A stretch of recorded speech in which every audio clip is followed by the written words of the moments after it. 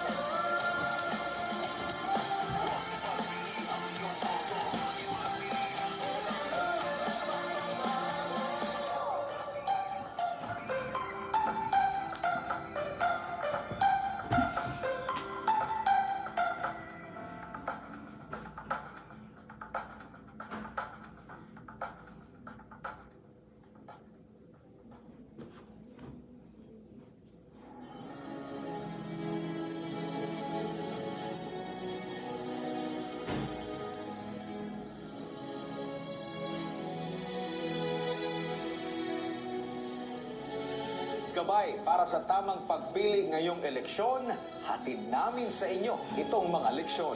Sino ang dapat na magpatuloy sa pagbabagong nasimulan? Sino ang dapat na mailuknot sa kapangyarihan? Dapat may paninindigang ipagpatuloy ang laban kontra insurhensya at iligal na droga. Matapang, ngunit may puso, may malasakit, handang magpatawad, tagapagtaguyod ng kapayapaan at pagkakaisa. Handang isakripisyo ang meron siya, mapunan lang ang kakulangan ng iba. Ang pulso ng taong bayan, nasa sa kanya. Mautak, madiskarte at alam ang saklaw ng batas. May konkretong solusyon sa bawat problema, lalo na sa gitna ng krisis at pandemya. Kilalanin mo ang iyong iboboto. Aralin ang plataforma. Paano ito isa?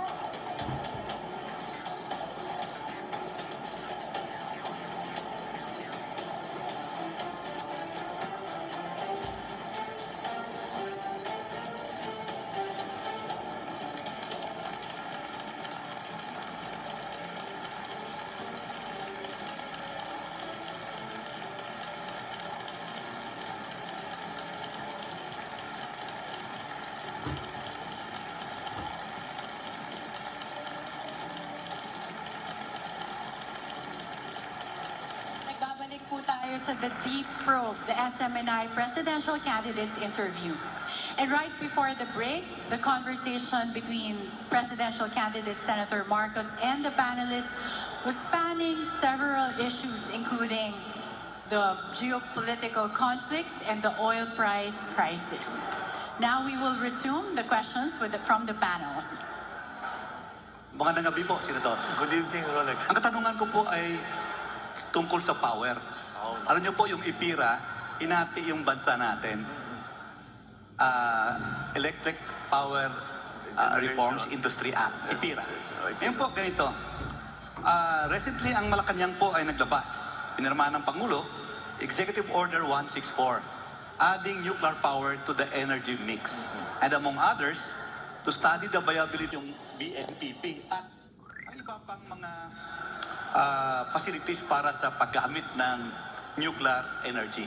Pwede mo malaman kung ano yung isip nyo po tungkol dito? Kasi po mangyayari sa sunod na termino, ang 18 milestones.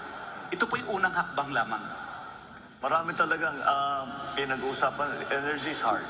Ito, aaminin ko sa inyo, talagang pinag-aaralan ko, napakahirap ayusin. Dahil nga, yung ating sistema, the IPIRA law, marami talaga naka-contain dyan na kailangan pag-aralan ulit.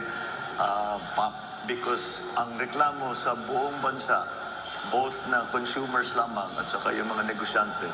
Kasi lagi natin napapag-usapan mga foreign investors na nagre-reklamo sa power, pati local investors. Kaya ang investment sa Pilipinas is not capital intensive.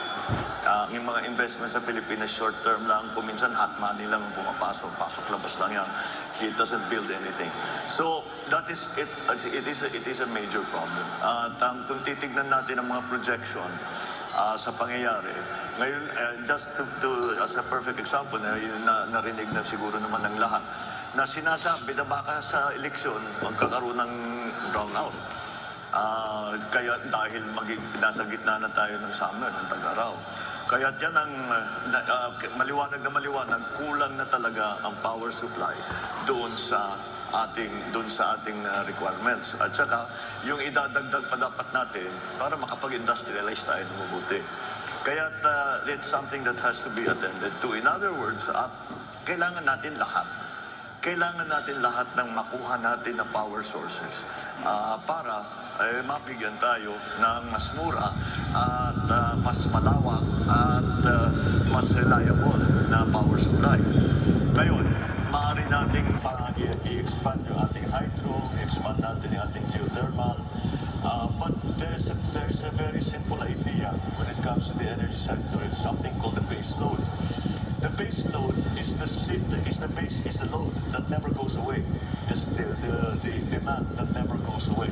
Kahit gabi, kahit araw, ito na yung mga planta na nagpapatakbo. So that base load has to be satisfied. Kaya kung hindi umihip ang hangin, paano yung wind power? Kung gabi, paano yung solar power? Kailangan pa rin ng traditional. Ngayon, doon tayo mamimili. Although it's not traditional for the Philippines, nuclear power is already considered a traditional power source. So it has to be looked into. Yung sa BNPP, nag-offer na, because if you, ang Korea has, I believe, 5 sister plants to the Westinghouse plant in BNPP.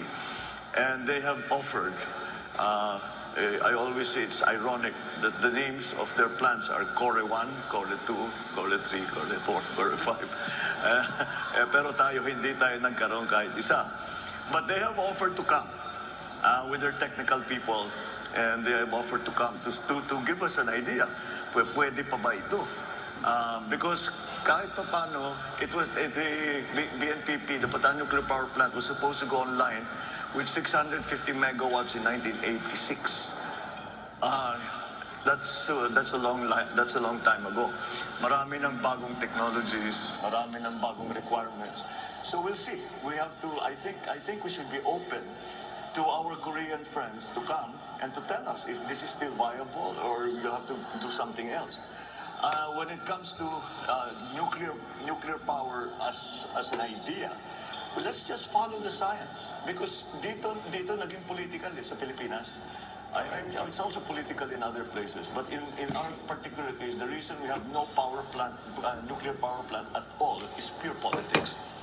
Did not really follow the science. So we have to look into it. Because, even after Fukushima, when everybody was saying nuclear power is good, we have to rethink, we have to, kailangan natin pag-aralan ulit yan, mukhang delikado. Walang nagbago ng kanilang pagplano na pagpatayo ng nuclear power plant kahit saan. Amerika tuloy-tuloy pa rin. Sa France, the majority of their power is already created by nuclear power. So in the other countries, ganun din. Think that is something we should examine. There are many new technologies. One of the ones that we keep reading about are the modular nuclear power plant. They start with a small one. Gusto mong palakihin, bumili ka ulit ng module, ikakabit mo ng palaki hanggat gusto mo. Siguro naman kaya natin patakbuhin ang nuclear power plant. There's no reason na bakit hindi kaya ng Pilipino na magpatakbo ng nuclear power plant. So, it's something that should be part of the mix. Kasama diyan is COP26, where we decided to cut down on coal-fired power generation.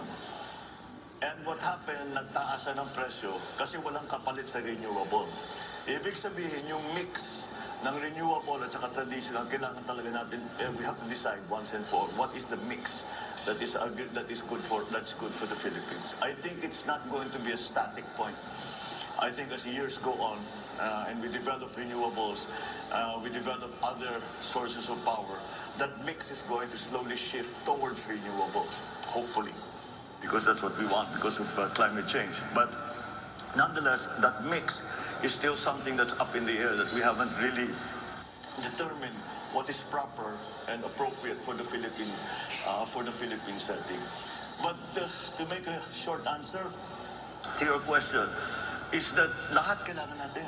Kailangan natin palakihin ng hydroelectric, kailangan natin palakihin yung geothermal, kailangan natin paramihan ng mga power plant, kailangan natin tumingin sa mga bagong technologies, wind farm, solar, kailangan natin tingnan ng nuclear. At kung kailangan talaga, hindi balikan natin oil-fired. But oil-fired has become less and less attractive because of what's happening in the volatility of oil prices, especially in the last 2-3 years. Then with this new development in Ukraine, talagang kailangan pag-isip-isipan natin na mabuti. Kasi baka maipit tayo, pag tumaas na naman yan, hindi natin maipatakbo yung planta natin, balik na naman tayo sa dati. Nasa brownout na naman tayo. Now we have lots of coal here in the Philippines. The Chinese claim to have good enough technology. I've actually visited one of their coal-fired plants that na malinis na, that they're able to extract the carbon and they're able to dispose of the carbon properly. So all of these things we need to look into. Lahat yan kailangan natin. Well, after the generating companies, meron po tayong Transco. Marami reklamo sa Transco. Senador, open ba kayo sa idea na katulad ng tubig, may west sector operator, may east sector operator, chachap-chap natin ang Transco? I don't think so. May economies of scale yan eh. Ang business model ng high tension na delivery na ginagamit ng Transco is the same as a tollway. You maintain the tollway, you collect toll, and that's how you pay for what you build. That's the same thing that Transco should be doing. Yun lamang siguro hindi sapat. Sa amin lang, marami kaming pangangailangan dyan sa Transco. We were hoping to build a high-tension cable from Ilocos Norte to directly export the power we are producing via windmills directly to Manila because that's where the demand is. And it's more profitable for us. But hanggang ngayon, di ba nangyayari? And I'm not sure. I'm not privy to the board meetings and the discussions going on in Transco. So I do not know quite why wala pa yan. But yes, it really should be a simple operation na madali lang naman patakbuhin dapat yan. Kaya pag-aralan natin kung bakit nagkakaganon. You mentioned Ipira. We have to look back at Ipira. I think Ipira might already have at least certain provisions in Ipira are already obsolete. As a matter of fact. Senator? Yes. I hope you don't mind. I'd like to switch topics a little bit because we have a short period